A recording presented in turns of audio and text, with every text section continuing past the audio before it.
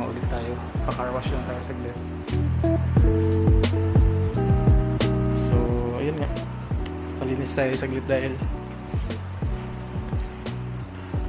tag-ulan ngayon dito sa UAE. Uuwi na rin ako sa Dubai. Babalik tayo ng Dubai. Tapos later, check natin kung anong pwede natin gawin. Parang papacheck up ata natin si Orca, yung isang pusa namin, dahil pumapayat siya. So hopefully maging okay siya. I think parang pumapayat siya dahil kakalaro nila ni Lily. Walang alam. Ayun nga. Okay.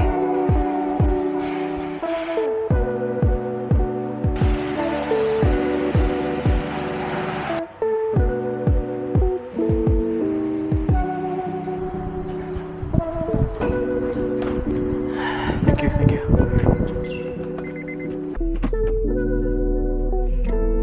Alright. Vacuum naman. Vacuum.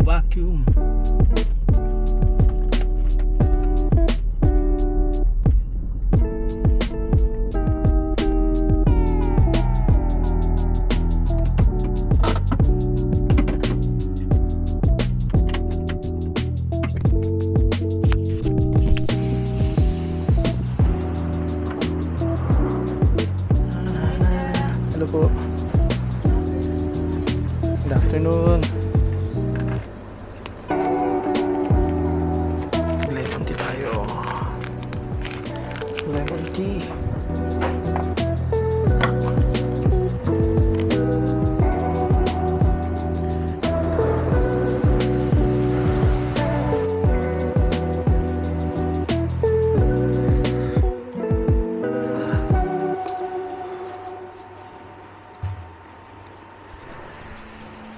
Sarap dito sa Rock. At parang napakatagal ng galaw ng buhay dito sa Rock. Hindi tulad sa Dubai na ang buhay doon is parang napakabilis lagi. Lahat ng tao doon nagmamadali lagi. Dito, hindi mo mararamdaman na kailangan mo magmadali. Napakasimple lang. Parang nasa probinsya. Okay, so vacuum lang natin yung sasakyan pali na sa loob. Uwi na. Ayos niya nga. One free. Thank you. Ganda rito. Meron silang free. Yeah. Thanks bro. Thank you so much.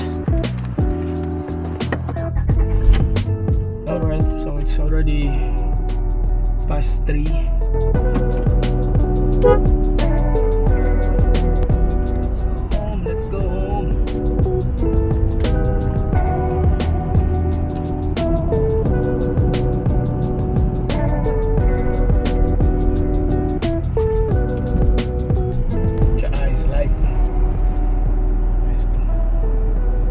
Shoutout pala kay Bro Vance. Siya yung nagpasimula ng tag dito.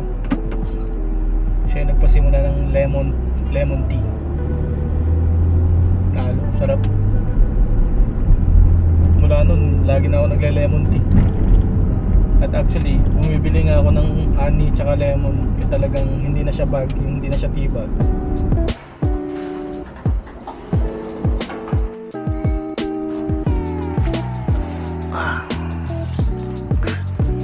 Si Orca.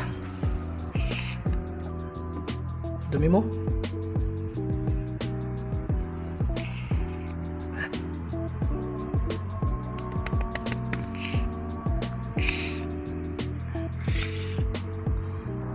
Tara na. Tara, check up ka. Ha? Check up ka?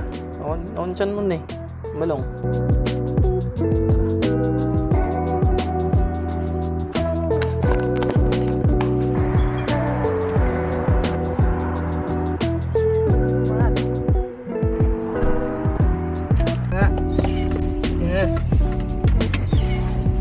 Ayaw ni Orca na lumalabas bahay.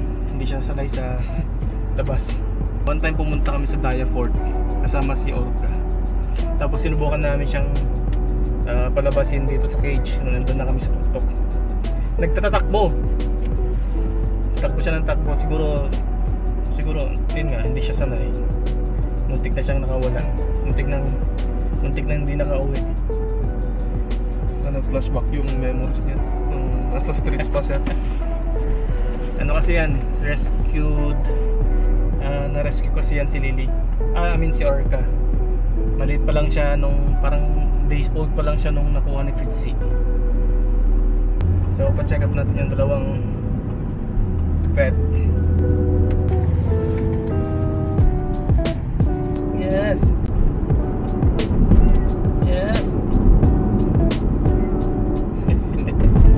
Sunduin na rin natin si Fritzy.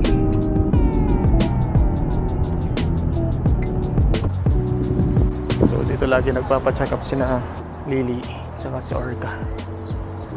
Nice. Yan, may ginawa silang parang shelter ng mga stray cats dito. So, yung isa doon yung nasa loob ng box, may anak na. Galing. Tapos ito mayroon silang para sa ibon yata.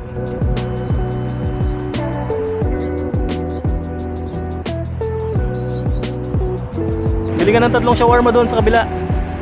Shawarma. Lapit-lapit lang eh.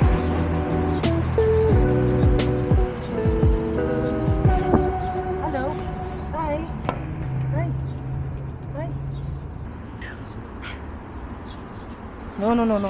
Ayoko. Ayun, maamoy ako ni Lily tsaka ni Orca. Ito yung mga stray cats na nakatira dito sa vet malapit. So ito, shit nitong boy na to.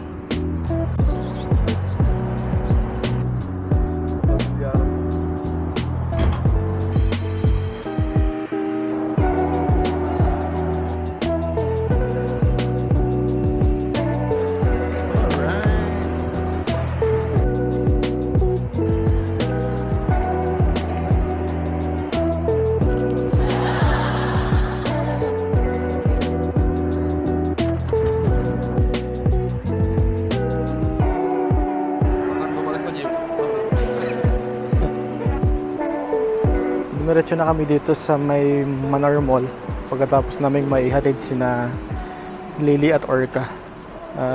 Titingin lang ng mga ilang gamit na pwedeng bilhin. At ayun, napadpad na naman ako dito sa may camping stuff. Tingin tayo na para sa sasakyan. Yun o. Ito, mura to. This is 20. Pwede na to. Isang car mat at pabango. Vanilla. Let's go. All goods. Ayun. Timbang tayo. Walang baterya. Yan. Putang. Kailangan na namang mag-exercise. Pagkabalik ng Dubai, mag-bike papuntang Jumeirah. Ano yan? Sa'yo o kay Fritzy? Vitamin C? Vitamin C? Ayan. Uy. Vitamin C.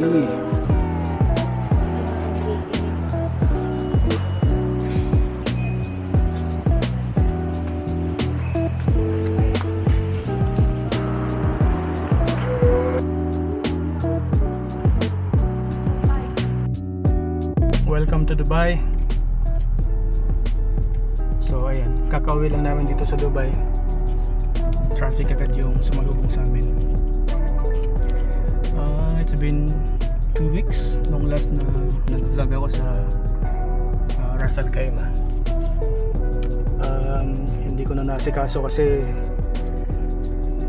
kailangan namin umuwi sa Abu Dhabi.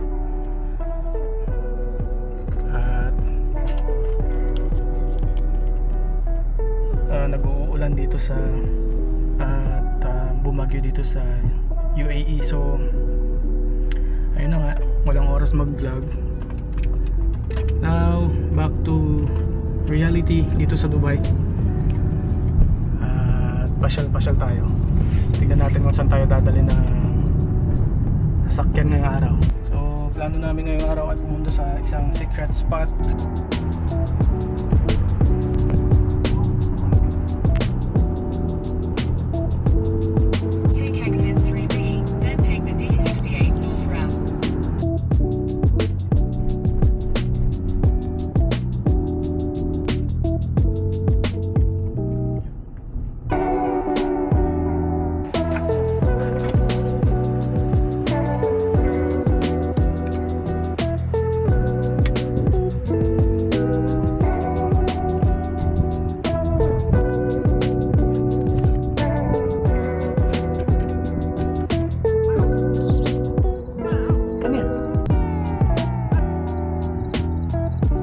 ito yung part na hindi masyadong napupuntahan.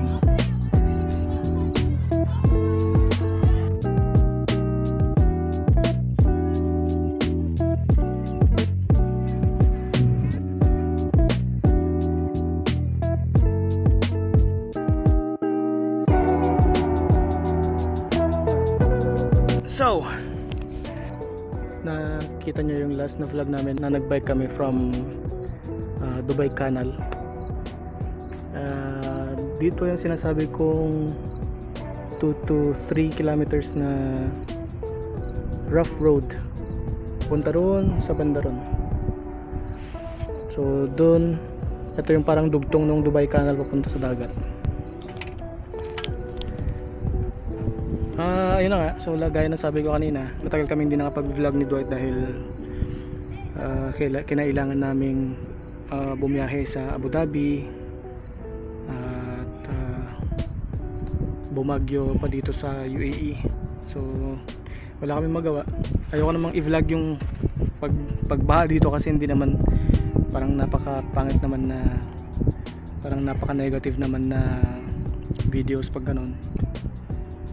Well, late lang, umulan na naman at yun na nga, may trauma ang mga taga Dubai tungkol sa pagdating sa pag umuulan dahil syempre madaming naagrabyado noong panahon yun. Buti na lang kamot hindi ganun kalala yung pag-ulan at ayun, wala namang saradong daan at wala namang bahang nangyari. Buti na lang. It's already 7 PM at lumubog na ang araw, palubog na actually. Anong lulutuin mo, Brad? Wala, the invisible arrow. Ano yan, parang tawag doon? Season? Isi-season mo. Kailangan mo ng kailangan mo ng mantika. Kaya muna para masunog yung mantika. Hindi ko muna season dito. Sayang yung butane na nasa bahay. Tama. Okay, so tuloy-tuloy ang vlog. Medyo mas delayed lang ngayon kasi usually nag-upload ako every after 2 weeks or mas maaga pa. Pero ngayon medyo may konting delay kasi dahil nga sa mga ganap na hindi natin inaasahan. Yung pag-uwi namin sa Abu Dhabi, hindi ko rin kayang ikwento, so let's keep it private na lang. In time siguro mapag-uusapan, pero for the moment mas magandang hayaan muna natin at palipasin ng panahon. Ano ba yung binili mo? Pork tsaka chicken? Na kami sa Rock, sa totoo lang. Ang parang hindi ko naman,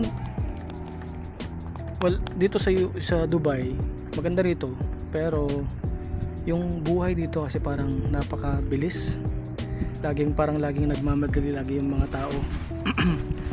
Sa Ras Al Khaimah at Abu Dhabi, yung napansin ko is parang ang bagal ng buhay, parang napaka-relax lang, napaka-chill lang. Kaya naisipan naming mag-camping ni Dwight, or at least mag-stay man lang dito sa outdoor para bumagal yung oras. Para mapabagal natin yung oras, kasi pag nasa bahay lang kami parang ang bilis-bilis ng buhay or ang bilis-bilis ng oras. So dito muna tayo pansamantala, tapos like siguro within 1 to 2 weeks balik tayo ng Ras Al Khaimah.